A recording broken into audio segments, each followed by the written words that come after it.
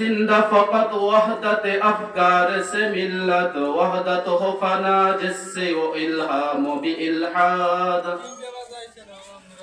वहदत की हिफाजत नहीं बेक़ुव्वत बाजू वहदत की हिफाजत नहीं बेक़ुव्वत बाजू आती नहीं कुछ काम यहाँ अक्ल खुदादात आती नहीं कुछ काम यहाँ अक्ल खुदादात आए मर्द खुदा तुझको वो कुव्वत नहीं हासिल आए मर्द खुदा तुझको वो कुव्वत नहीं हासिल जा बैठ किसी गारे में अल्लाह को कर याद जा बैठ किसी गारे में अल्लाह को कर याद ला इलाहा इल्लल्लाह ला इलाहा इल्लल्लाह ला इलाहा इल्लल्लाह मुहम्मदुर रसूलुल्लाह। उत्तर हावला सुल्तानिया मुहिब्बिया तालिमुल कुरआन মাদ্রাসা ও বাইতুর রহমান জামি মসজিদের আয়োজিত আজকের এই আজমুশান বার্ষিক ওয়াজ মাহফিলের মুহতারাম সভাপতি খলিফায়ে নানুপুরি আলহাজ অধ্যক্ষ মুনাব্বির হুসাইন সাহেব, দিগর এলাকার সর্বস্তর ওলামায়ে কেরাম, এলাকার দিনদার ইসলাম প্রিয় দিন প্রিয় মুসলিম তাওহীদি জনতা, পর্দার আড়ালে অবস্থারত আল্লাহ পাকের জাকেরা শাকেরা আবেদা মা ও বোনেরা, আল্লাহ তাআলা দরবারে কালিমাতুশ শুকর ও সুজুদ যে অনেক পরে হলেও আজকের এই মজমা সংগঠিত হয়েছে আলহামদুলিল্লাহ। আমি ব্যক্তিগতভাবে একটু পেরেশানিতে ছিলাম এই মাহফিলটাকে নিয়ে, যেহেতু আমরা সবাই অবগত আছি নির্বাচনের আগ মুহূর্ত। তবু আল্লাহ তাআলার শুকর, আল্লাহ তাআলা দ্বীনি কাজ কারো না কারো মাধ্যমে আল্লাহ তাআলা এটা সম্পাদন করেন, এটা আল্লাহ তাআলার রীতি।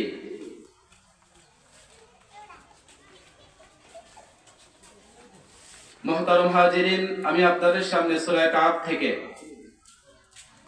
একটা আয়াত পড়েছি এবং সূরা আনফাল থেকে আরেকটা আয়াত পড়েছি। আল্লাহ তাআলা যদি সহযোগী হন তো এই আয়াতগুলোকে সামনে রেখে আপনাদের জন্য প্রয়োজন, আমার জন্য প্রয়োজন এমন কিছু কথা বলার চেষ্টা করব। আমা তৌফিক ইল্লা বিল্লাহ। আল্লাহ পাক রব্বুল আলামিন এই দুনিয়ার অলংকার হিসাবে উল্লেখযোগ্য আমাদেরকে দুইটা জিনিস দিয়েছেন। এর একটা হলো সম্পদ, আর একটা হচ্ছে সন্তান। সম্পদ এবং সন্তান এটা দুনিয়ার অলংকার, দুনিয়ার সৌন্দর্য। এটা যার আছে তার জন্য দুনিয়া সহজ, এটা যার নাই দুনিয়াটা তার জন্য বড়ই কঠিন।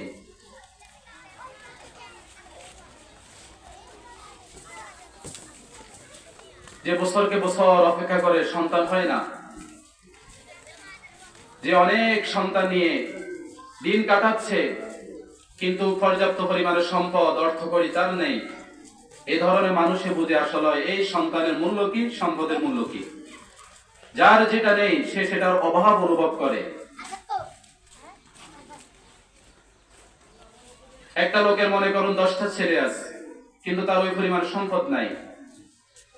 সে চিন্তা করে, হায় এই সন্তানগুলোকে আমি খাওয়াবো কি। একইভাবে এক লোকের অনেক সম্পদ, মনে করেন যে আমাদের দেশে বহু ক্ষেত্রে এরকম দেখা যায়, নিজের ক্যারিয়ার গড়বে এই চিন্তায় লম্বা একটা সময় পার করে দেয়। 30-এর আগে বিবাহ করবে না, 30 পার হলে তার বিবাহ সময় হয়, বাস 30 হয়েছে বিবাহ করছে কিন্তু সন্তান হচ্ছে না। এই লোকটা দেখা যায় লম্বা সময় পর্যন্ত অনেক অর্থ করে কামাই করেছে, কিন্তু এই সম্পদকে ভোগ করবে কোন সন্তানের তো নাই। আল্লাহ পাক রব্বুল আলামিন বলেন, আল মালু ওয়াল বানুনা জিনাতুল হায়াতিদ দুনিয়া। সন্তান এবং সম্পদকে দুনিয়ার জন্য অলংকার বানিয়েছে। আল্লাহ সন্তান এবং সম্পদ দ্বারা দুনিয়াকে সাজিয়েছেন।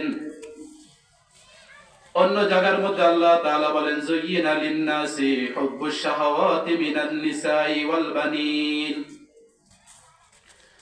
মানুষের জন্য আমি তাদের স্ত্রী, তাদের সন্তান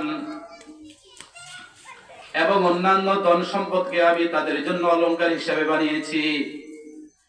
এ ভাই, এত এত কিছু আল্লাহ তাআলা আমাদের জন্য অলংকার হিসাবে দিয়েছেন, রহমত হিসাবে দিয়েছেন। আল্লাহ পাক রব্বুল আলামিন তার অন্য জায়গার মধ্যে বলেন, কালামুল্লাহতে বলেন, ওয়া'লামু আন্নামা আমওয়ালুকুম ওয়া আওলাদুকুম ফিতনাহ। জেনে রাখো, নিশ্চয় তোমাদের সন্তানাদি, তোমাদের সম্পদ, এইগুলো হলো তোমাদের জন্য ফিতনা। আল্লাহ পাক রব্বুল আলামিন কালামের কোথাও বলতে বলেন, সন্তান এবং সম্পদ হলো অলংকার, এটা দুনিয়ার সৌন্দর্য। আবার কোথাও বলেন এগুলো হলো ফিতনা। ব্যাপারটা কি? সৌন্দর্য কিভাবে আবার ফিতনা কিভাবে? এই ভাই, শুধু এখানে নয়, আল্লাহ পাক রব্বুল আলামিন বলেন, ইয়া আইয়ুহাল্লাযীনা আমানু ইন্না মিন আজওয়াজিকুম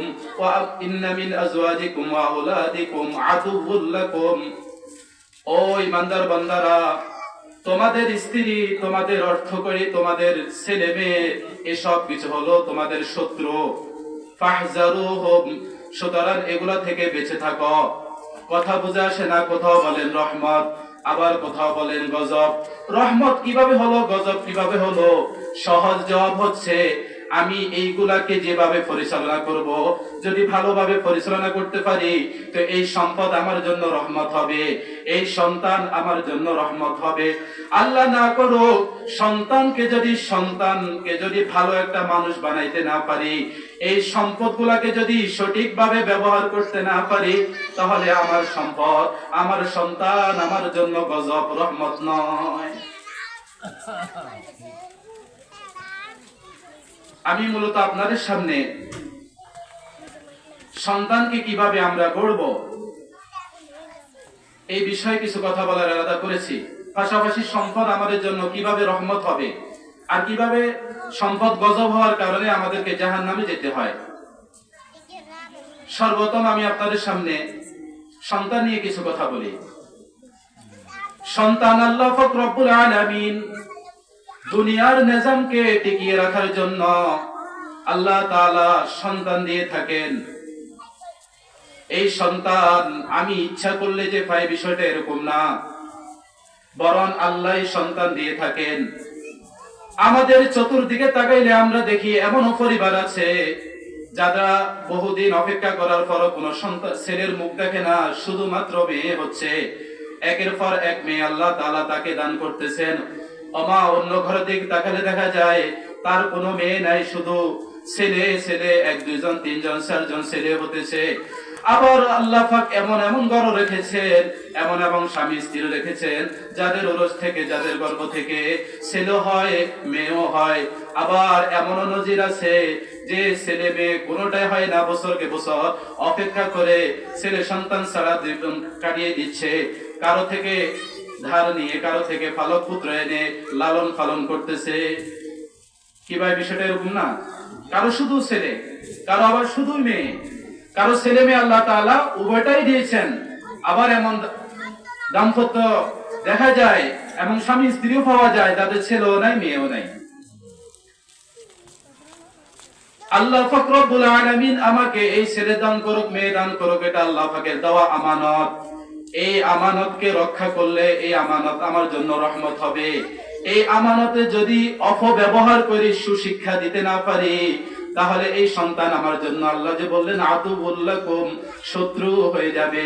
সন্তান কিভাবে আমাদের শত্রু হয়, সন্তান কিভাবে আমাদের রহমত হয়? এ ভাই, একটা মানুষের যখন সন্তান হয় সে খুশি হয়ে যায়। আমার সন্তান হয়েছে তো আমি খুশি। আপনি মুরব্বী, আপনার ছেলের ঘরে নাতি হয়েছে, আপনি খুশি। সন্তান তো যাদের হয় তারাই খুশি হয়, কিন্তু কয়জন এমন আছে যে খুশি হয় ঠিক আছে, কিন্তু সুখী হয়? খুশি তো সবাই হচ্ছি, যারই সন্তান হচ্ছে সে খুশি হয়ে যায়। মাশাআল্লাহ বাহবা দিতে থাকে, মিষ্টি বিতরণ করে থাকে, অনুষ্ঠান করে, খাবারের আয়োজন করে, হুজুরের মাধ্যমে নাম রাখে, কত খুশি। কিন্তু খুশি তো হচ্ছে, কিন্তু সুখী কয়জন হচ্ছে? ব্রাহ্মণবাড়িয়া জামিয়া ইউনিসে একটা মাদ্রাসা আছে। এই মাদ্রাসার মধ্যে একবার আল্লাহ পাকের এক বান্দা ফতোয়া বিভাগের মধ্যে ফতোয়া চাচ্ছে যে হুজুর, নিজের সন্তানকে কি নিজে জবাই করা জায়েজ আছে? চিন্তা করেন বিষয়টা, ছেলেকে জবাই করা জায়েজ আছে কিনা ফতোয়া চাচ্ছে। নাউজুবিল্লাহ, কেমন কথা, সন্তান কেন জবাই করবে? হুজুর, আমার একটা মাত্র ছেলে, আমি আমার বিদেশের 20 বছর ব্যয় করে ফেলেছি, কত না অর্থ করি জমা করেছি, শুধুই মাত্র এই সন্তানে তো আমার ভবিষ্যৎ ছিল। এই ছেলেটা দিনে দিনে দিনে দিনে দুষ্ট খারাপ বন্ধুদের সাথে মিলেমিশে এখন নেশার মধ্যে এমন আসক্ত হয়ে গেছে যে এখন তাকে যদি গাঁজা নেশা দেওয়া না হয় তাহলে সে প্রতিদিন তার মায়ের সাথে গালমন্দ করে, মায়ের গায়ের উপর সে আঘাত করে। আমার তো বড়ই ভয় হয় যে এই সন্তান কোন সময় আমার স্ত্রী মেরে ফেলে নাকি। এই যে বললাম, সন্তান হলে খুশি হই, সুখী তো সবাই হতে পারে না। আমাদেরকে সুখী হতে হবে, খুশি হলে হবে না, সন্তানকে দিয়ে সুখী হতে হবে। এখানে শেষ নয়, আপনারা যারা পত্র পত্রিকা দেখেন, ওই যে জগন্নাথ বিশ্ববিদ্যালয় ঢাকাতে অথবা জাহাঙ্গীরনগর বিশ্ববিদ্যালয়ের এক প্রফেসরের কথা আছে, আল্লাহর বান্দার স্ত্রী মারা যায়, ছেলে একটা মেয়ে, একটা ছেলে থাকে আমেরিকায়, মেয়ে থাকে কানাডায়, দুইজন দুই দেশে। আল্লাহর বান্দা একলা মাত্র বাড়িতে থাকে, অন্য কোনো সন্তান নাই, মাত্র একটা ছেলে একটা মেয়ে। ছেলেও বিদেশে জমিনে থাকে, মেয়েও বিদেশে জমিনে থাকে। একদিন হলো কি, এই বৃদ্ধ লোকটা প্রফেসর ঘরের মধ্যে তার বাসার মধ্যে মারা গেল। মারা যাইয়া এখানের মধ্যে একদিন, 2 দিন, 3 দিন, অনেক দিন হয়ে গেল। তার ঘর থেকে এভাবে পচা গন্ধ বের হতে লাগলো। পাড়া প্রতিবেশী বলতেছে কি হলো, এই ঘর থেকে, দালান থেকে কেন গন্ধ আসতেছে? পুলিশকে খবর দিয়ে পুলিশরা দরজা ভেঙে দেখে, হায়, এই প্রফেসর তো একদিন না, আজ থেকে বহুদিন আগে, অন্তত 1 সপ্তাহ আগে মনে হয় মারা গেছে, যে তার লাশটা ফসে এখন গন্ধ বাইর হইতেছে। বুঝলেন বিষয়টা? এমন শিক্ষিত 2টির বেশি নয়, একটি হলে ভালো হয়। এ ধরনের স্লোগান তারা শিক্ষা দেয়, তারা প্রফেসর মানুষকে শিক্ষা দেয়। আর আল্লাহ তাআলা তাদের মৃত্যু এমন নিকৃষ্ট ভাবে করলেন, ঘরের মধ্যে ফসে গলে মারা যাচ্ছে, সন্তান কাছে নাই। সন্তানকে সুশিক্ষিত দেওয়ার করার জন্য আমেরিকা পাঠিয়ে দিছে, কানাডা পাঠিয়ে দিছে। এই সন্তান দিয়ে আমার লাভ হবে কি? এই সন্তান আমার জীবনের কি উপকার হবে?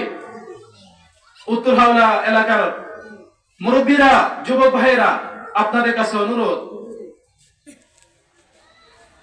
এই সন্তান আল্লাহ তাআলা দিয়েছেন, আমরা হয়তো এখন সারাদিন তাদের মুখে কিভাবে খাবার তুলে দেওয়া যায় এই ফিকিরে দিনটা কাটিয়ে দিচ্ছি। সন্তানকে আদব শিক্ষা দেওয়া, দিন বুঝানো, এইগুলা নিয়ে আমাদের কোনো ফিকির নাই। সন্তানের মতো সন্তান করতে হবে, এই নিয়ে কোনো ফিকির নাই আমাদের।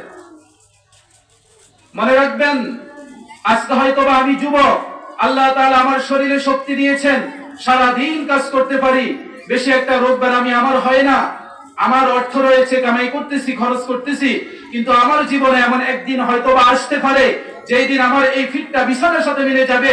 আমার এমন এক অবস্থা আসতে পারে, বার্ধক্যের কারণে ঘরে শুয়ে থাকবো, নিজের ট্যাবলেটের পাতা থেকে ট্যাবলেটটা ছিঁড়ে এভাবে পানি গ্লাস সহ মুখেতে দিব, এরকম শক্তি হয়তো বা আমার হাতে জুড়বে না। এ ভাই, এই কঠিন মুহূর্তে যদি আমার স্ত্রী আমার পাশে থাকে তবে এটা আমার জন্য রহমত। এই কঠিন মুহূর্তে যদি আমার সন্তান আমার পাশে থাকে এটা আমার জন্য রহমত। এই কঠিন মুহূর্তে যদি আপনজন পাশে থাকে আমার জন্য রহমত। আর আমি যদি তাদের মতো স্লোগান মিলাই, 2টি সন্তানের বেশি নয়, একটি হলে ভালো হয়।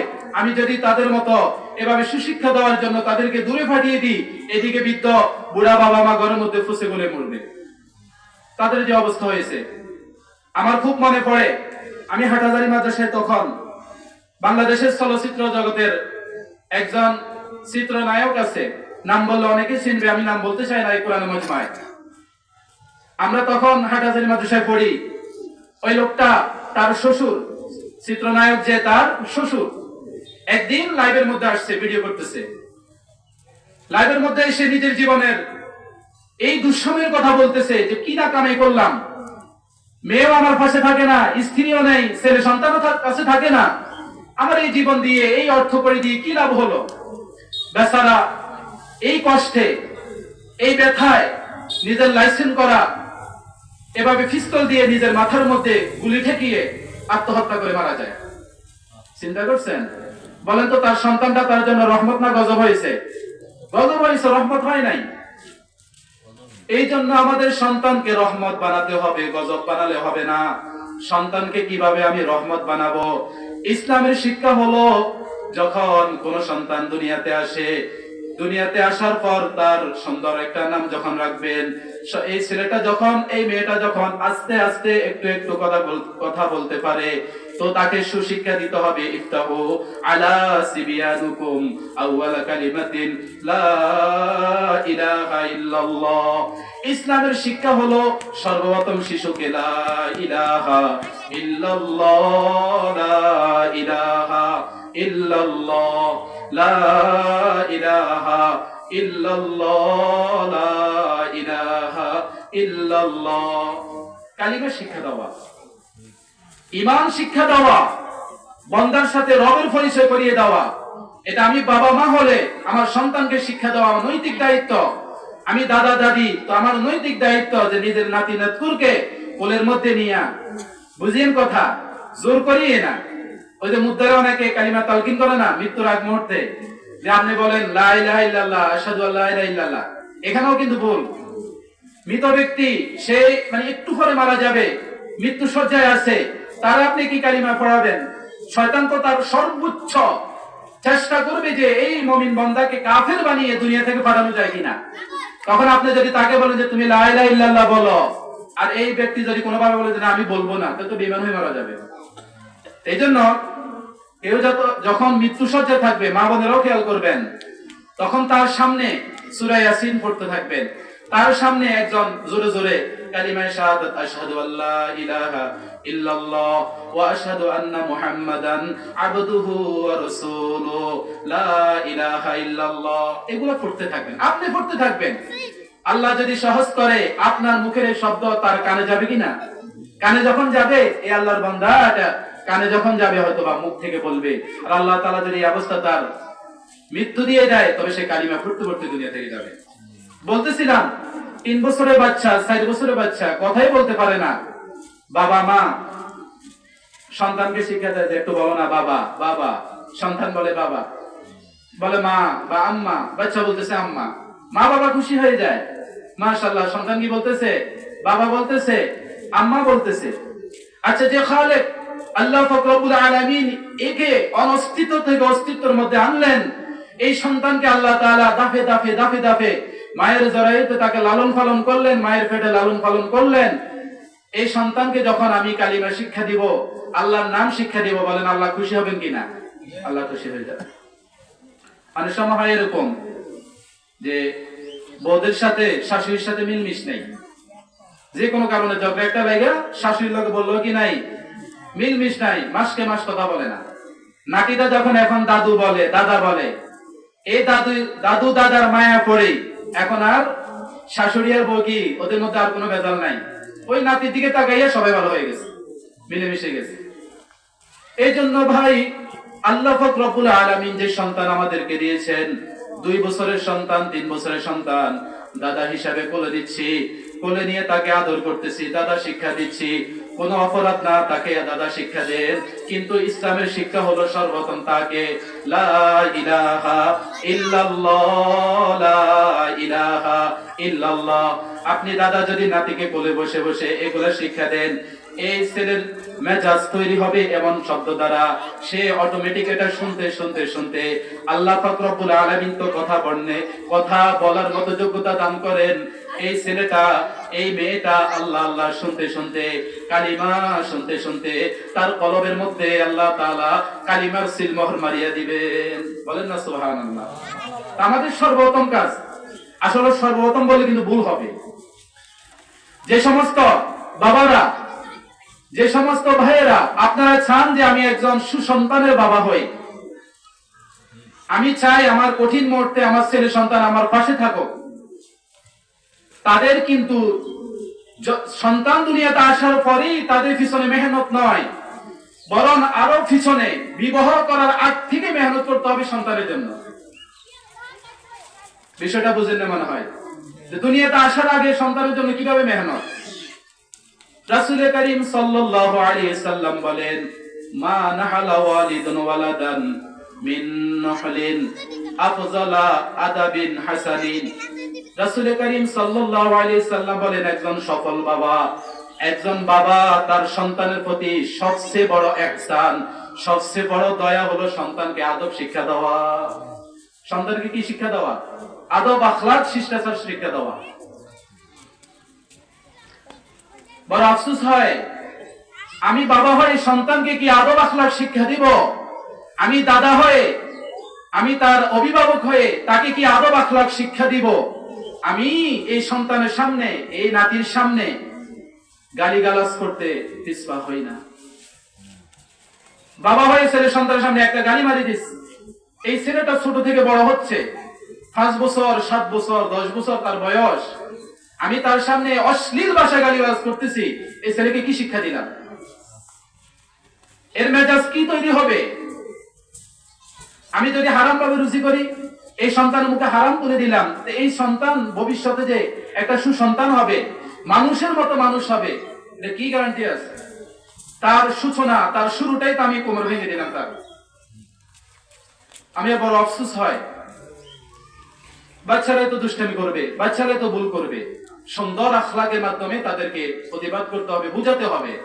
কিন্তু আমি গালিগালাজ করলাম, এছাড়া আরো দুষ্টামি করলো, আরো খারাপ পথে অগ্রসর হয়ে গেল, এটা তো আমাকে কোনো ফল এনে দিবে না। এজন্য অনুরোধ, যদি সুসন্তানের বাবা হতে চান, আমাদের সময় যা তা, কিন্তু আমাদের পরবর্তী যে সময়টা আসতেছে, আমি হয়তো দিন মজুর, কিন্তু আমার ছেলেটা যাতে একজন ভালো মানুষ হতে পারে, সমাজের উপকারে আসে, দ্বীনের উপকারে আসে, আত্মীয় স্বজনের সম্পর্ক বজায় রাখতে পারে, এরকম একটা সুসন্তানের যদি আশা করেন, তো শুরু থেকে মেহনত করতে হবে। আমি যে হাদিস পড়েছি, রাসূল আকরাম সাল্লাল্লাহু আলাইহি ওয়াসাল্লাম বলেন, একজন পিতা সন্তানের প্রতি সবচেয়ে বড় দয়া হলো তাকে আখলাক শিক্ষা দেওয়া, সুন্দর চরিত্র, সুন্দর আখলাক শিক্ষা দেওয়া। এখন আখলাক কিভাবে শিক্ষা দিতে হবে? আমি নিজেই যদি গালিগালাজ করি, তাহলে এই ছেলেকে যদি বলি গালিগালাজ করো না, এইটার কি মূল্য দিবে? আমি যদি তাকনুর উপরে আমার জামা উঠিয়ে ফেলি, তাকে যদি ওয়াজ করতে যাই যে ফ্যান পরা পায়জামা পরতেছ না কেন, সেটা কি মানবে? আমি যদি দাড়ি কাটি, এই ছেলেটা আমার থেকে দেখে কি বুঝবে? এটা কিন্তু সহজ মনে করবে। আমাদের একটা মাদ্রাসার ছেলে, আমি প্রায় বলি, ও কখনো মানে টুপি ছাড়া থাকবে না, আবার টুপি দিবেই, কখনো শার্ট পরবে না, কারণ তার পরিবেশটাই এমন। বিড়ি কখনো হাতে নিবে না, কারণ মাদ্রাসাতে অবস্থা ছাত্র কেউ এগুলা ধারে কাছে নাই। পরিবেশে সে এভাবে বড় হচ্ছে, পরিবেশটা বড় ভালো ভূমিকা রাখে জীবনে। আপনার পরিবার, এই বাড়িটা যদি সবাই জানে আমি আমাদের ছেলে সন্তানের সামনে, ছেলের বয়সের সন্তানের সামনে গালিগালাজ করবো না, এই ছেলেগুলা গালিগালাজ আস্তে আস্তে ভুলে যাবে। কখনো বললে তাকে ভয় দেখানো যে খবরদার এটা বলো না, আল্লাহ পাক অসন্তুষ্ট হয়ে যাবে। যাই হোক, আমি যে পয়েন্টটা ধরেছিলাম যে একটা সন্তানকে সর্বতন্ত কালিমা শিক্ষা দিব, কিন্তু আমার মেহনতটা আরো পিছন থেকে হতে হবে। মুসলিয়ানে কেরাম ভালো করে বোঝার চেষ্টা করেন, ফল যদি ভালো পেতে চান, গাছটা ভালো গাছ লাগাতে হবে। ভালো গাছ যদি লাগানো যায়, তাহলে ফল ভালো আসবে। আমাদের বর্তমান সময়ের যুবক ভাইদের মেজাজ হলো এমন একটা বিবাহ কর্ম যে আমার বইয়ের মতো যাতে পুরো এলাকার মধ্যে কোনো মেয়ে না থাকে, রূপে গুণে তো এখন আর বলে না, এক সময় গুণে বলতো, রূপে গুণে। এখন হলো রূপ লাগবে, তার চেহারা লাগবে, ফেস কাটিংটা কেমন, এগুলাকে প্রাধান্য দেওয়া হয়। অথচ আপনারা তো মুরব্বী যারা আছেন, আপনাদের সময় বিবাহগুলো কেমন ছিল? আমার মায়ের কথা আমরা শুনেছি যে আমার দাদারা যখন সাইতে গেলেন, খোঁজখবর নিতে গেলেন, কোরআন শরীফ তেলাওয়াত শুনলেন, কয়েকটা সূরা মুখস্থ জিজ্ঞেস করলেন, ওই সময় এই পরিবেশটা ছিল। আর এখনকার ছেলেরা ডিজিটাল, এরা কি করে? ফেসবুকে যায় মেয়ে তালাশ করে, ফেসবুকে যায় কি করে? মেয়ে তালাশ করে। এরা মনে করে যদি 2-3 মাস 2-3 বছরে এই মেয়েটার সাথে প্রেম করে, আগে আমাদের একটা রিলেশন হোক, সম্পর্ক হোক, আমি তাকে বুঝি, সে আমাকে বুঝো, এই বুঝাবুঝির গজবে তাদের থেকে আল্লাহ পাক রহমত ছিনিয়ে নেন। যুবক ভাইরা খুব ভালো করে শুনে রাখবেন, এই বিবাহ, আপনার এই স্ত্রী, এটা শুধু আপনার লাইফ পার্টনার এরকম না, এটা আপনার সন্তানের মা হতে চলছে। আপনার সন্তানের জন্য কেমন মা নির্বাচন করবেন? এটা আমাদের নির্বাচন আসতেছে না, বাট ভোট দিয়ে দিলে তো হবে না। আমরা কাকে অভিভাবক বানাচ্ছি? আমাদের অভিভাবক কে হবে? কে সমাজের উন্নয়ন করবে? কে মানুষের প্রতি জুলুম করবে না? কার কাছে গেলে ঘুরতে হবে না, সুবিচার পাওয়া যাবে, এরকম লোককে তো নির্বাচন করতে হবে। সন্তানের ক্ষেত্র, যে আমার স্ত্রী এ শুধু আমার লাইফ পার্টনার এরকম না, যে বিবাহ করলাম আমার জীবন হেফাজতের জন্য বিবাহ, এরকমও না। এই সম্পর্ক শুধু দুনিয়াতে যে এরকম নয়, এটা আখিরাতেরও। আমার স্ত্রী আমার সন্তানের মা, এই কথা সবসময় মাথায় রাখবেন। যারা বিয়ে করে ফেলছেন তাদেরকে নিয়ে তো আর এখানে কিছু বলার নাই, আপনারা ঠকছেন, জিতছেন, এটা নিয়ে আপাতত কোনো কথা নাই। কিন্তু যারা বিবাহ করেন না তাদের জন্য মেসেজ, যে বিবাহ করার ক্ষেত্রে আপনার বাবাদেরকে জিজ্ঞেস করবেন, দাদারা থাকলে তাদেরকে জিজ্ঞেস করবেন কেমন মেয়ে, কি গুণ দেখা দরকার। অবশ্য আপনার মন যাতে ওই মেয়ের প্রতি আকৃষ্ট হয়, সারা জীবন সাথী হিসেবে থাকেন, এটা তো দেখবেন। কিন্তু ফাসফার বিজাতি দিন, দিনকে প্রাধান্য দিতে হবে, রাসূলের শিক্ষা। যদি আপনি দিনকে প্রাধান্য দেন, এই সন্তানের জন্য আদর্শ মা সে বনবে। কারণ একটা সন্তানের সর্বপ্রথম শিক্ষাটা কিন্তু মায়ের কোলে, মায়ের পেটেই। আমরা দুনিয়ার বহু নাজির দেখি, বহু দৃষ্টান্ত এমন আছে যে মারা সন্তানকে পেটে রেখে, যে মা কোরআন শরীফ তেলাওয়াত করতো, জিকির আজকার করতো, কষ্ট করে হলো, বসে বসে হোক, ইশারা দ্বারা হোক, নামাজগুলো ঠিকঠাক মতো আদায় করতো। এই মায়েদের গর্ভ থেকে যে সন্তানগুলা দুনিয়াতে আসছে, আলহামদুলিল্লাহ, এরা সমাজের জন্য রহমত, এরা ওই মা বাবার জন্য রহমত, ওরা ওই বাড়ির জন্য রহমত, ওই এলাকার জন্য রহমত। তারা মানুষকে কখনো ধোঁকা দিবে না, কারণ তার মা ভালো তো তার সন্তান ভালো হচ্ছে। গাছ ভালো হলে ফল ভালো হবে, মা ভালো হলে সন্তান ভালো হবে। এই জন্য মায়ের গর্ভ যেহেতু, মায়ের পেট যেহেতু আসল সন্তানের শিক্ষার জায়গা। আব্দুল কাদের জিলানী রহমতুল্লাহর কথা কে না জানে? উনি দুনিয়াতে আসছেন, একটু একটু কথা বলতে পারেন, কোরআন শরীফ পড়তেছে আর পড়তেছে, 1 পারা 2 পারা, কয়েক পারা তেলাওয়াত করতেছে। সুবহানাল্লাহ। কি ভাই, যে ছেলেটা দাদাও এখন ঠিক মতো বলতে পারে না, আম্মাও ঠিক মতো বলতে পারে না, কি মাছ কি ভাত কোনো কিছুই ভালো একটা চিনে না, কিন্তু জবান আল্লাহ তাআলা চালু করে দিয়েছেন, তো কোরআন তেলাওয়াত করতেছে। ঘটনা কি? ঘটনা তালাশ করে দেখা যাচ্ছে যে ওনার আম্মা ওনাকে যখন পেটে রাখছেন, এভাবে কোরআন তেলাওয়াতে সময় দিয়েছিল। এখন কি করতেছে? এই সন্তান কোরআন তেলাওয়াত করতেছে। এই জন্য মা বোনদের প্রতি আহ্বান, বিশেষ করে সন্তান যখন গর্ভে থাকবে, এই মোবাইলের গজব থেকে বেঁচে থাকবেন, টেলিভিশন থেকে বেঁচে থাকবেন, ঝগড়া ফাসাদ থেকে বেঁচে থাকবেন, গালমন্দ থেকে বেঁচে থাকবেন, অশ্লীল কথাবার্তা থেকে বেঁচে থাকবেন। মনে রাখবেন, আপনার প্রত্যেকটা কথা আপনার সন্তান শুনতেছে, আপনার সন্তান শুনতেছে, তার শরীরটা গঠন হচ্ছে ভিতরে, এ কথা মাথায় রাখতে হবে।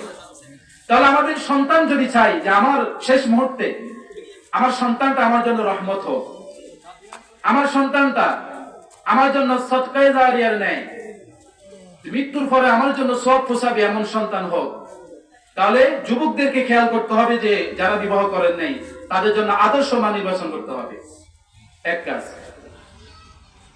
দ্বিতীয় হলো, যখন সন্তানটা দুনিয়া এসে গেছে, শুরু থেকে তার মুখে হালাল তুলে দিতে হবে, হালাল খাবার। আমার রোজগার যদি হারাম হয়, এই হারাম রোজগার সন্তানের মুখে তুলে দিলাম, তো তার যে শরীরটা হচ্ছে, এটা তো জাহান্নামের উপযোগী হচ্ছে। রাসূল কারীম সাল্লাল্লাহু আলাইহি সাল্লাম বলেন, যে শরীরের মধ্যে হারাম ঢুকেছে, এই শরীর কখনো জান্নাতে যাবেই না।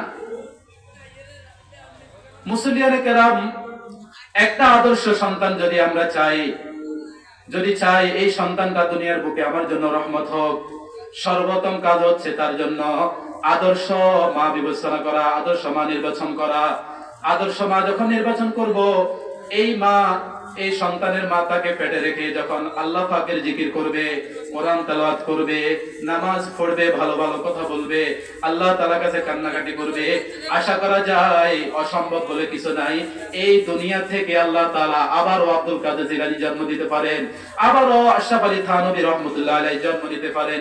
এই ভাই আপনাদের এই যে মহল, এই যে এলাকা, এই এলাকার মধ্যে যে বড় বড় আল্লাহর ওলিরা ছিলেন, হযরত মাওলানা গিয়াসউদ্দিন সাহেব রাহমাতুল্লাহ আলাইহি, মাওলানা হিফজুর রহমান সাহেবের বাবা মুহিবুর রহমান রাহমাতুল্লাহ আলাইহি, মুহাদ্দিস দেলওয়ার হোসেন রাহমাতুল্লাহ আলাইহি, আরো যত বুজুর্গ আলেম, আপনাদের মত মায়েদের গর্ভ থেকে তো তারা দুনিয়ায় আসছে, তারা তো আর আসমান থেকে আসে নাই। কিভাবে আসছে, তাদের মাদের অবস্থা, তাদের মাদের ব্যাপারে খোঁজ খবর নেন, তাদের মারা কিভাবে দুনিয়া যাপন করেছেন, আর বর্তমান সময়ের নারীরা, বর্তমান সময়ের মেয়েরা কিভাবে জীবন যাপন করতেছে। এই জন্য এখন থেকে ফিকির করতে হবে। তাহলে সর্বপ্রথম কাজ আদর্শ মা কি করা, নির্বাচন করা।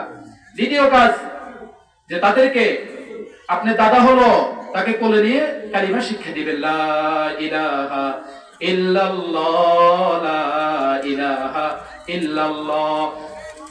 আল্লাহর হাবিব সাল্লাল্লাহু আলাইহি সাল্লাম বলেন, মুরু আওলাদাকুম বিসসালাত ওয়াহুম আবনাউ সাবঈ সিনিন।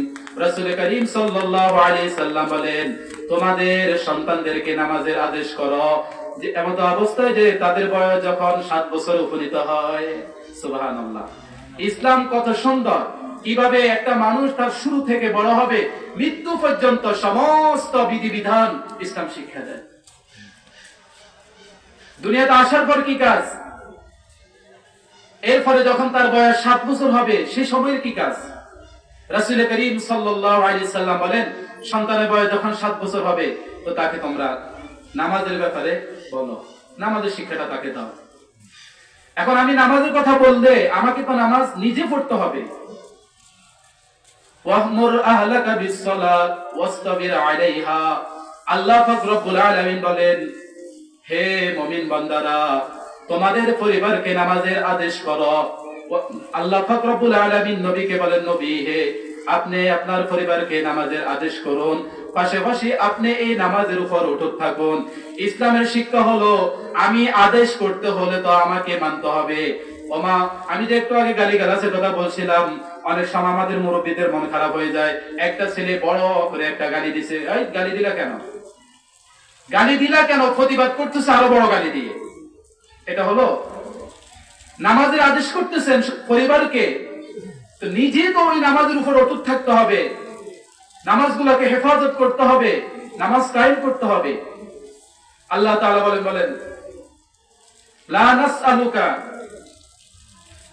আলাইক, যে আমি নবী হে, আপনার কাছে আমি কিছু চাই না, বরং নাহনু নারযুকুকা, আমি আপনাকে রিজিক দিয়ে থাকি। রিজিক কি শুধু ভাত মাছ এটার নাম রিজিক না, আমাদের জীবনে যা কিছু প্রয়োজন সব কিছু নামে হলো রিজিক। তো আল্লাহ তাআলা এই রিজিক বরাদ্দ করেছেন নামাজের উপর। ঈমান তো অবশ্যই থাকতে হবে, মুমিন হলেই তো নামাজ। কোন কাফেরকে আমরা বলবো না যে ভাই নামাজ পড়ো। মুমিন বান্দা যে নিজেকে মুসলমান বলে দাবি করে, নিজের নাম আব্দুর রহমান, আব্দুর রহিম, আব্দুল সত্তার, এই মুসলমানের নামগুলা রেখেছে, তাকে তো আমরা নামাজের কথা বলবো। এই জন্য এই নামাজ আমাকে পড়তে হবে, সন্তানকে বলাইতে হবে। আমি বাবা সন্তানকে নামাজের কথা বলবো আর আমি পড়বো না, হতেই পারে না। আমাদের একজন আলেম উনি বলেন যে আমার আম্মা মাদ্রাসার মধ্যে যেভাবে বেল ফিটে, ঘন্টা ফিটে ছাত্রদেরকে ক্লাসের মধ্যে জমায়েত করে, ভোর রাত্রে নামাজের সময় হলে মা এরকম বেলবাড়ি কি করতেন, ঘন্টা ফিরতেন, নামাজের জন্য উঠি না কেন, বারবার মা ডাকতেছে। মৃত্যু পর্যন্ত মা বাবার দায়িত্ব যে সন্তান কোনোভাবে যাতে জাহান্নামের রাস্তা না যেতে পারে। আপনারা জানেন হযরত ইয়াকুব আলাইহিস সালাম দীর্ঘ 40 বছরের ন্যায় কান্না করতে ইউসুফ আলাইহিস সালামের জন্য এক পর্যায়ে অন্ধ হয়ে গেছেন। ইউসুফ আলাইহিস সালামের সাথে যখন হযরত ইয়াকুব আলাইহিস সালামের প্রথম দেখা হলো,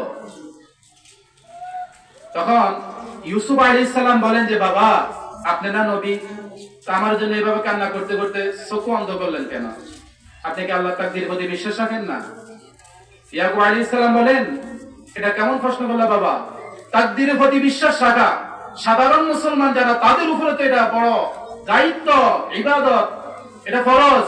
আমি তো একজন আল্লাহ পাকের পয়গম্বর। তাহলে চক্ষু অন্ধ করলেন কেন?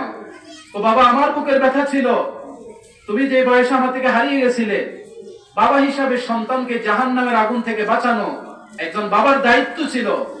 আমি নিজ হাতে তোমাকে ওইভাবে পরিচালনা করতে পারি নাই, তুমি আমার থেকে হারিয়ে গেছো। ওই দুঃখে কান্না করতে করতে আমি অন্ধ হয়েছি। সাধারণ কথা না, সাধারণ কথা না। আমাদের অনেকের খেয়াল যে হুজুরেরা নামাজের কথা বলবো, হুজুরেরা শিক্ষা দিব। অথচ আমি যে হাদিস আপনাদের সামনে পেশ করেছি, আল্লাহ রাসূল বলেন বাবার সবচেয়ে বড় অনুগ্রহ হলো বাবা তাকে আখলাক শিক্ষা দিবে, সৎ চরিত্রবান বানাবে। এটা বাবার দায়িত্ব সর্বপ্রথম, কারণ তার সূচনা হয় মা থেকে, বাবা থেকে, ঘর থেকে। আমরা করি কি, দাদা হিসাবে এই 4 বছর বয়সের একটা ছেলের মসজিদে নিয়ে আসলাম, মেয়ের মসজিদে নিয়ে আসলাম। অথচ ইসলামের আদেশ হলো কমপক্ষে 7 বছর বয়স হলে নামাজের আদেশ করো, 10 বছর হয়েছে তো তার নামাজের ব্যাপারে শাসন করো। আমরা করি কি, 3-4 বছরের সন্তানকে মসজিদে নিয়ে আসতেছি। এখন আমি তাকে বললাম যে তুমি চুপ থাকো, নামাজ পড়বো, এই বাচ্চা বুঝবে। এই সময় তো তার জন্য নামাজ না। অনেকে আছে খুব ফিয়াফিরি করে, এ পড়তেছে না কেন, 4 বছর বয়স মাত্র, এরা প্রাইভেটে যায় না কেন, শাসন করতেছে। আরে তার মেজাজটা এখন প্রস্তুত হচ্ছে, পরিপূর্ণতা এখন আসে নাই। অন্তত 5 বছর পার হোক, 7 বছর উপনীত হোক, এরপরে তার পড়াশোনা মাদ্রাসা থেকে, স্কুল থেকে তার শুরু হবে। কিন্তু ছোট থেকেই যদি আমি তার উপর এভাবে শাসন করতে থাকি, এটা তার মেধা শক্তির উপর আঘাত আসে, এটা বুঝতে হবে। 7 বছর বয়স হলে, 10 বছর বয়স হলে হাতে ধরে ধরে ধরে ধরে তাদেরকে মসজিদে নিয়ে আসা, খোঁজ খবর নেওয়া যে কেন নামাজ পড়লা না, শাসন করা। যাই হোক, আমি বলছিলাম আমাদের সর্বোত্তম কাজ তার জন্য আদর্শ মা নির্বাচন করা। দ্বিতীয়, তার জন্য এগুলো উল্লেখযোগ্য বলতেছি, আরো বহু বিষয় আছে। সুন্দর নাম রাখা, আকিকা করা, আলেমদের হাতে তার জন্য সর্বোত্তম খাবার আলেমের মুখ থেকে দেওয়া, এ ধরনের নিয়ম আছে। আমি মোটা মোটা কথাগুলো বলতেছি। 1 নম্বর কাজ কি, তার জন্য আদর্শ মা নির্বাচন করতে হবে। 2 নম্বর কাজ হচ্ছে তাকে আমি সর্বোত্তম কালিমা শিক্ষা দিব। 3 নম্বর কাজ হচ্ছে নামাজের শিক্ষা দিব। বলেন কিসের শিক্ষা? নামাজের শিক্ষা। 4 নম্বর কাজ হচ্ছে রাসূল করিম সাল্লাল্লাহু আলাইহি সাল্লাম হাদিসের মধ্যে বলেন, আদিবু আওলাদাকুম আলা সালাসি খিসাল হুব্বু নাবিয়্যিকুম ওয়া হুব্বি আহলি বাইতিহি ওয়া কিরাআতিল কুরআন ওয়া তিলাওয়াতিল কুরআন। আল্লাহর হাবিব সাল্লাল্লাহু আলাইহি সাল্লাম বলেন যে তোমরা তোমাদের সন্তানকে 3 বিষয় সম্পর্কে আদব শিক্ষা দাও। আমাদের সন্তানকে কয় শিক্ষা দিতে হবে? 3 শিক্ষা। 1 নম্বর হলো নবীর মহব্বত, হুব্বি নাবিয়্যিকুম, যে তোমাদের নবীর মহব্বত, এটা শিক্ষা দিতে হবে। আমাদের নবীকে চিনাতে হবে। কত বছর নবীজি হায়াত পেয়েছেন, নবীজি কেমন চলতেন, কিভাবে নামাজ পড়তেন, নবীজির কথা কেমন ছিল, এগুলা মা বাবায় খোঁজ গল্প করতে করতে এভাবে তাদেরকে শিক্ষা দেওয়া। ঘুম যাওয়ার সময় তাদেরকে এগুলা বলা। এখন এগুলো বলবে কখন? যদি আদর্শ মা নির্বাচন করে তখনই না। মা যদি আদর্শ না হয়, রাস্তার মধ্যে এভাবে মোবাইলের মধ্যে কি করবে? গালিগালাজ করবে।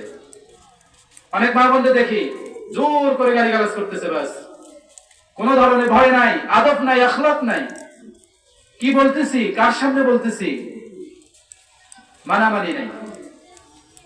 সন্তানকে 1 নম্বর নবীর শিক্ষা দিতে হবে, নবীর মহব্বত।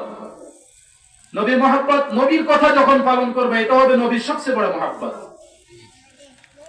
যেমন নবীর কথা কি, قال النبي صلى الله عليه وسلم طلب العلم فريضة على كل مسلم ومسلمات। সাইয়্যিদুনা রাসূলুল্লাহ সাল্লাল্লাহু আলাইহি সাল্লাম বলেন, দ্বীনি ইলম শিক্ষা করা প্রত্যেক মুসলমান নর নারী প্রত্যেকের উপর ফরজ। এ ভাই, যার 3টা সন্তান, যার 4টা সন্তান, আমাদের অনেক মা বাবা করে কি, একটা সন্তানকে হয়তো বা মাদ্রাসা দেয় আর বাকি সমস্ত সন্তানকে স্কুলে দিয়ে দিতেছে। কিরে ভাই, আল্লাহ রাসূল বলেন তালাবুল ইলমি ফারিদাতুন আলা কুল্লি মুসলিম। কুল মানে কি? সমস্ত মুসলমান। আপনার 5 জন সন্তান, প্রত্যেককে দিন শিক্ষা দিতে হবে। আপনার 5 জন মেয়ে, প্রত্যেককে দিন শিক্ষা দিতে হবে। আমরা করি কি, একজনে শিখলো আর বাকিদেরকে আপনি কেন, কোন কথা অনুযায়ী দিনের শিক্ষা থেকে মাহরুম করে দিচ্ছেন? একজনে আপনার সন্তান, বাকিগুলো আপনার সন্তান না। আমাদের মহিলাদের একটা অবস্থা হয় কি জানেন, কখনো যদি রাস্তা দিয়ে যায়, অনেক সময় দেখি মা বোনেরা হুজুর দেখতে সরে যায়, হুজুরকে পুরুষ মনে করে। ভালো কথা, কিন্তু অপরিচিত বলতে নিজের স্বামী না, শ্বশুরও না, নিজের বাপও না, ভাইও না, এমন ব্যক্তির সামনে মাথার কাপড় ঠিক নাই, গলার মধ্যে ওড়না কিভাবে রাখছে খেয়ালও নাই, বসে বসে কাজ করতেছে, কাপড় কি অবস্থা খোঁজ খবরও নাই, ও সিঁড়িতে আসি বসে রয়েছে, হুজুর দেখতে সরে গেছে। বাকি যে পুরুষের সাথে বসে রয়েছেন, ও কি আপনার স্বামী, ও আপনার বাবা, ও আপনার ভাই, আপনার চাচা, তো তাকে কেন পুরুষ মনে করতেছেন না? তার সাথে লেখাপড়া হারাম, সে যে আপনার শরীরের অঙ্গ প্রত্যঙ্গ দেখতেছে, তার যে কবিরা গুনাহ হচ্ছে, আপনার দেখতেছে আপনার যে কবিরা গুনাহ হচ্ছে, এটা কেন মনে করতেছেন না? যেটা বলতেছিলাম, যে একটা সন্তানকে জাহান্নামের আগুন থেকে বাঁচানোর চিন্তা করে, বাকিগুলাকে বাঁচানোর চেষ্টা করে না। বুঝেন বিষয়টা? এই কথা বলতেছি না যাই এই টু জেড সমস্ত সন্তানকে মাদ্রাসায় দাওরাত হাদিস পর্যন্ত পড়ান, এই কথা কোনো আলেম বলে না। কিন্তু আলহামদুলিল্লাহ আমাদের কারি বেলায়েত সাহেব রাহমাতুল্লাহ আলাইহি এমন এক সিস্টেম নুরানি মাদ্রাসা চালু করে গিয়েছেন, এটা এত সুন্দর যে 3 বছর 4 বছর যদি মাদ্রাসায় পড়ে, আলহামদুলিল্লাহ বাংলা ও ইংরেজি মোটামুটি তার শিক্ষা হয়ে যায়, পাশাপাশি সে কোরআনটা শিখে সে ঘরে ফিরে আসে, সে দিন সম্পর্কে মোটামুটি ভালো একটা নলেজ পেয়ে যায় যখন নুরানিটা শিখে। এই জন্য আপনার প্রত্যেকটা সন্তানকে নুরানি পড়াতে হবে। নুরানির তৃতীয় জামাত পর্যন্ত পড়া শেষ, এর ফলে তাকে আপনি জেনারেল শিক্ষিত করেন, ডাক্তার হিসাবে তাকে আপনি ভবিষ্যতে ডাক্তার বানান, আমাদের কোনো আফসোস নাই। একজন আদর্শ ডাক্তার হবে সে, যে তার শুরুটা হয়েছে কোরআন দ্বারা, এই সন্তান আদর্শ ডাক্তার হবে। সে কখনো নামাজ মিস দিবে না, সে কখনো গাড়িতে আঘাত আনবে না। তাকে যদি উকিল বানান, পুলিশ বানান, যে কোনো কাজে তাকে আপনি ব্যবহার করেন না কেন, কিন্তু তার সূচনাটা নুরানি মাদ্রাসা থেকে করেন, তাহলে কি হবে যে আপনি তার প্রথম খাবার যে কোরআন দিয়ে দিচ্ছেন, সব সময় সারা জীবন তার জ্ঞান আসবে। আজকে সকালে এক ভাই কি করলো, মনে করেন যে খালি পেটে আপেল খাইছে, সারাদিন যে খানায় খাক না কেন, তার ডেকুরের সাথে বারবার আপেলের গ্রানে আসতেছে। বুঝলেন না বিষয়টা? কেন আসতেছে? যে তার খাবারের সূচনাটা ছিল আপেল, এই জন্য সারাদিন তার ডেকুরের সাথে আপেলের গ্রানে আসতেছে। একটা মানুষের জীবনের পতনটা যদি আপনি কোরআন দিয়ে দিতে পারেন, তো তার মৃত্যু পর্যন্ত সে কোরআনকে বুকে ধারণ করবে, কোরআনের প্রতি ঈমান রাখবে, কোরআন আয়াতের প্রতি সে শ্রদ্ধাশীল হবে, আলেমের প্রতি তার ভক্তি থাকবে, সে কখনো আল্লাহ অসন্তুষ্টি হন, আল্লাহর হাবিব অসন্তুষ্টি হন এমন কথা সে কখনো বলবে না। ইয়া আইয়ুহাল্লাযীনা আমানু কু আনফুসাকুম ওয়া আহলিকুম নারা। ও ঈমানদার ভাইরা, আল্লাহ পাক রব্বুল আলামিন বলেন যে তোমরা নিজেরা জাহান্নামের আগুন থেকে বাঁচাও, তোমাদের পরিবারকেও বাঁচাও। আমি নিজেও জাহান্নাম থেকে বাঁচতে হবে, আমার সন্তানকেও জাহান্নাম থেকে বাঁচতে হবে। জাহান্নাম থেকে তো বাঁচতে হবে, পাশাপাশি আমার যে মরণের পরে জগৎটা আছে, দুনিয়ার মধ্যে এমন কিছু কাজ করে যেতে হবে যে কাজের ফলাফলটা আমি মৃত্যুর পরেও পাই। আল্লাহর হাবিব সাল্লাল্লাহু আলাইহি সাল্লাম বলেন, ইদা মাতাল ইনসানু ইনকাতা আনহু আমালুহু ইল্লা মিন সাদকাতিন জারিয়া ইল্লা মিন সালাসা ইল্লা মিন সাদকাতিন জারিয়া আও ইলমিন ইনতাফাউ বিহি আও ওয়ালাদিন সালিহিন ইয়াদউ লাহু। যে কোন মানুষ যখন মারা যায়, তখন তার সমস্ত আমলের দরজা বন্ধ হয়ে যায়। এই যে আমরা নামাজ পড়লাম, রমজান আসতেছে, রোজা রাখবো যদি আল্লাহ হায়াতে রাখে, সকাল বিকালে তাসবিহাত, অন্যান্য যে ভালো মন্দ আমরা যে ভালো ইবাদত গুলা করে থাকি, সমস্ত ইবাদত আমার মৃত্যুর সাথে সাথে সমস্ত ইবাদতের দরজা বন্ধ হয়ে যাবে। রাসূল করিম সাল্লাল্লাহু আলাইহি সাল্লাম বলে, সুসংবাদ গ্রহণ করো, 3টা এমন আমল আছে তিনটে এমন কাজ আছে, এই কাজগুলো যদি করতে পারো, কবরে শুয়ে শুয়েও তোমরা ফল খাইবা, কবরে শুয়ে শুয়েও আমল খুঁজতে থাকবে। কি বলেন? মারা গেছি তো নামাজে সওয়াব পাইতেছি? পাবো না। মারা যাওয়ার পর সমস্ত আমলের দরজা বন্ধ। কিন্তু তিনটা কাজ যদি হয়, এটা আমার মৃত্যুর ফলক খুঁজবে, যতদিন দুনিয়া টিকে থাকবে ওটা খুঁজতে থাকবে। এক নম্বর হলো সদকায়ে জারিয়া, এমন সদকা যেটা সব সময় বহাল থাকে। এই যে আমাদের একটা ফুল রয়েছে, বাঁশের ফুল, মনে করেন কি বাস্তবে এটার অবস্থা খুব দুর্বল, পড়ে যাওয়ার মতো উপক্রম। এক ধনী মানুষ, তাকে আল্লাহ তাআলা সাধ্য দিয়েছেন, সে এটাকে সুন্দরভাবে করে দিয়েছে, বেচারার মৃত্যু হয়ে গেছে, নামাজ রোজা সমস্ত আমল বন্ধ হয়ে গেছে, কিন্তু এই যে একটা ফুল করে গেছে, এটা সব কিন্তু তার কবর খুঁজতেই থাকবে, খুঁজতেই থাকবে। মানুষের প্রয়োজন হয়, একটা বাথরুম করে দিছে, একটা কল বসাইয়া দিছে, যতদিন মানুষ এগুলো ব্যবহার করবে, সে কবরের থেকে কিভাবে সওয়াব পাবে। আও ইলমিন ইউনতাফাউ বিহি। দ্বিতীয় নম্বর হলো, যদি ওই আল্লাহর বান্দা হযরতে থানবী রাহমাতুল্লাহ আলাইহির মতো লেখক বনে যেতে পারে, ইলমের খেদমত করে যেতে পারে, আব্দুল কাদের জিলানীর মতো রিজাল বনে যেতে পারে, এমন কিছু মানুষকে নামাজিওয়ালা, আপনি নামাজ পড়তেছেন, পাশাপাশি আরেকজনকে নামাজের উপর উঠাইয়া দিলেন, বুঝাইয়া শোনা মসজিদের সাথে তাকে জোড়াইয়া দিলেন, আপনার মৃত্যু হয়ে গেল, কিন্তু এই লোকটা এখনো হায়াতে আছে, যত ওয়াক্ত নামাজ পড়তেছে, কবর থেকে আপনি সওয়াব পেতে থাকবেন। সুবহানাল্লাহ। এটা হলো এমন ইলম যেটা মৃত্যুর পর মানুষের উপকার হয়, এমন কিছু ইলম রেখে যাওয়া। অথবা এমন সন্তান, আওয়ালাদিন সালিহিন, নেককার সন্তান। আমার ওই যে শুরুর কথা, সন্তানটা নেককার হতে হবে। নেককার সন্তান যদি রেখে যেতে পারি, এই নেককার সন্তান কি হবে? আমার জন্য দোয়া করবে, শুক্রবার জুমার পরে পরে এরা দোয়া করবে, নামাজের পরে পরে, রব্বির হামহুমা কামা রব্বায়ানি সগীরা, রব্বির হামহুমা কামা রব্বায়ানি সগীরা।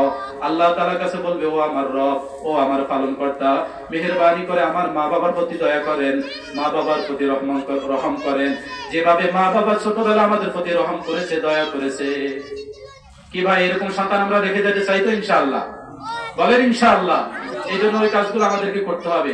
ভাইয়েরা, আমি শুরুতে বলছিলাম যে আল্লাহ তাআলা এই দুনিয়াকে সাজাইছেন হযরতে মুফতি শফি সাহেব রাহমাতুল্লাহ আলাইহি বলেন দুই জিনিস দ্বারা। এক নম্বর হলো স্ত্রী, দুই নম্বর হলো সম্পদ। স্ত্রী থেকে সন্তান, ঘুরে ফিরে কথা একটাই। তাহলে সন্তান সম্পর্কে কিছু কথা বললাম। দ্বিতীয় হলো সম্পদ। এই সম্পদ যদি আমি সৎভাবে ব্যয় করতে পারি, তাহলে এই সম্পদ আমার জন্য রহমত হবে। আর এই সম্পদ যদি আমি ঠিক মতো ব্যয় করতে না পারি, সম্পদ দ্বারা মানুষ প্রতি জুলুম করি, তবে এটা আমার জন্য গজব হবে। ধরেন আল্লাহ পাক রব্বুল আলামিন সাহাবায়ে কেরামের মধ্যে হযরতে আব্দুর রহমান ইবনে আউফ, রাসূল সাল্লাল্লাহু আলাইহি ওয়াসাল্লাম যে 10 জন সাহাবী ব্যাপারে একসাথে জান্নাতের সুসংবাদ দিয়েছেন, 7 নম্বর হলেন কে? আব্দুর রহমান ইবনে আউফ রাদিয়াল্লাহু তাআলা আনহু। এত সম্পদ ছিল ওনার, বর্তমান সময় হিসাব করলে প্রায় 528 মার্কিন ডলার মনে হবে। বিশাল সম্পদ, কিন্তু এগুলো উনি আল্লাহর রাস্তায় ব্যয় করেছেন।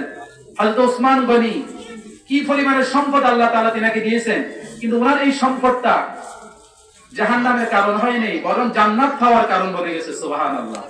একই সাথে কারুন মুসা আলাইহিস সালামের আওলাদ হয়, পরিবার থেকে হয়। এই কারুনকে মুসা আলাইহিস সালাম বলেন, আহসিন কামা আহসানাল্লাহু ইলাইক, আপনি দয়া করেন, আল্লাহ তাআলা যেভাবে আপনাকে প্রচুর ধন সম্পদ দয়া করেছেন। উনি বলতেছেন যে তুমি আমার সম্পদ নিবার বুদ্ধি করতেছো না। কারুনের সম্পদ তার জন্য জাহান্নামে যাওয়ার কারণ হয়ে গেছে। হযরত সুলাইমান আলাইহিস সালাম সারা পৃথিবীর বাদশা ছিলেন, রাজত্ব পেও কখনো তার রাজত্বটা তার জান্নাত থেকে তাকে দূরে সরায় নাই, জাহান্নামের উপযোগী হয় নাই। তার রাজত্ব এমন ভাবে তার ক্ষমতা তিনি প্রয়োগ করেছেন, জান্নাতের কারণ হয়েছে। বাদশা যুলকারনাইন সারা পৃথিবীর বাদশা ছিল। কোন এক রওয়ায়াত মতে 500 বছর তিনি ক্ষমতায় ছিলেন। হযরত সুলাইমান আলাইহিস সালাম 40 বছর ক্ষমতায় ছিলেন। হযরত দাউদ আলাইহিস সালাম, তিনি নবী ছিলেন, আল্লাহ তাআলা ওনাকে বাদশা বানাইছেন। তাদের এই ক্ষমতা ইসলামের পক্ষে ছিল, তাদের এই ক্ষমতা তাদের জান্নাতে যাওয়ার জরিয়া হয়েছে, রহমত হয়েছে, গজব হয় নাই। এই জন্য কোনোভাবে যাতে আমার সন্তান, আমার সম্পদ আমার জন্য জাহান্নামের কারণ না হয়। আল্লাহ তাআলা এক জায়গার মধ্যে বলেন, আন্নামা আমওয়ালুকুম ওয়া আওলাদুকুম ফিতনা, যে আল্লাহ সন্তান সম্পদ দেন, কিন্তু এগুলো আবার যাতে ফিতনা না হয়ে যায়। কেন? কারণ যার সন্তান আছে, সন্তান থাকার কারণে সে চিন্তা করে সন্তানকে খাওয়াবো কি, চুরি করে অবৈধভাবে কামাই করে, ছেলে সন্তানের মুখে কি তুলে দিব। তাদের এই অবৈধ কাজ করতে করতে একটা সময় সীমা লঙ্ঘন হয়ে যায়।